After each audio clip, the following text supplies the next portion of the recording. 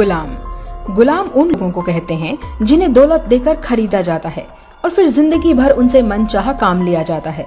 मगर कई गुलाम ऐसे भी हुए जो उसे खरीदने वाले राजा या अमीर के इतने करीब आ गए कि एक बादशाह के बराबर रुतबा पा बैठे। आज हम ऐसे ही कुछ गुलामों के बारे में जानेंगे जो अपने मालिक की मेहरबानी की बदौलत जर्रे से आसमान तक पहुंच गए। मलिक अंबर इथोपिया का गुलाम था जिसे अहमदनगर के सुल्तान के वजीर चंगेज खान ने खरीदा। मलिक अंबर की वफादारी से चंगेज खान इतना खुश हुआ कि उसने मलिक अंबर को वो सब कुछ दिया जो एक सल्तनत के वारिस को मिलता है।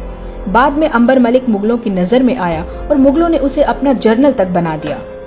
कुतुबुद्दीन ऐबक मोहम्मद गौरी द्वारा खरीदा गया गुलाम था।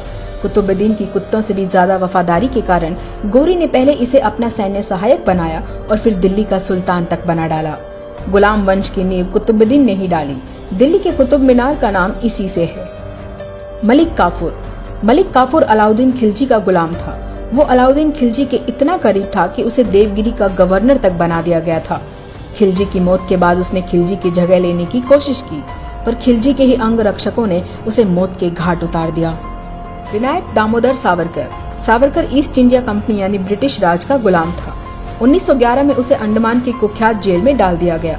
उन्हें 50 वर्षों की सजा हुई थी, लेकिन सजा शुरू होने के कुछ महीनों में ही उन्होंने अंग्रेज सरकार को माफीनामा लिखा कि उन्हें रिहा कर दिया जाए। उन्होंने अंग्रेजों से यह वादा किया कि यदि मुझे छोड़ दिया जाए तो मैं भारत के स्वतंत्रता संग्राम से खुद को अलग कर लूंगा और ब्रिटिश सरकार के प्रति अपनी वफादारी निभाऊंगा।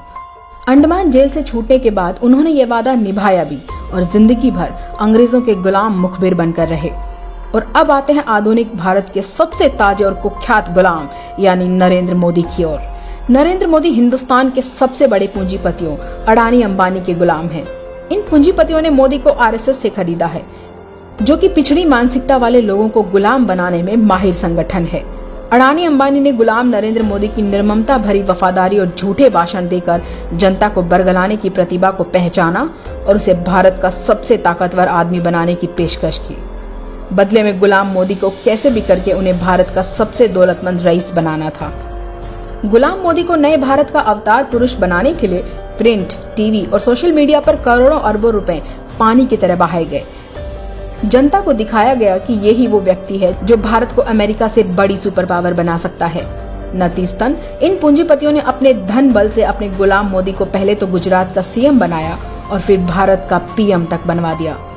बस तब से लेकर अब तक गुलाम मोदी भारत देश की तमाम संपत्तियों को अपने इन पूंजीपति आकाओं के हवाले कर रहा है, कानून बदल रहा है और सामने आने वाली हर बाधा को बेरहमी से कुचल रहा है। तो अब आप समझ ही गए होंगे कि देश क्यों बर्बाद हो रहा है, हम फिर से गुलामी के दलदल की ओर क्यों धकेले जा रहे हैं, क्यों देश की हर संपत्ति बेची जा रही है, क्योंकि देश पर एक राष्ट्रभक्त नहीं एक गुलाम राज कर रहा है।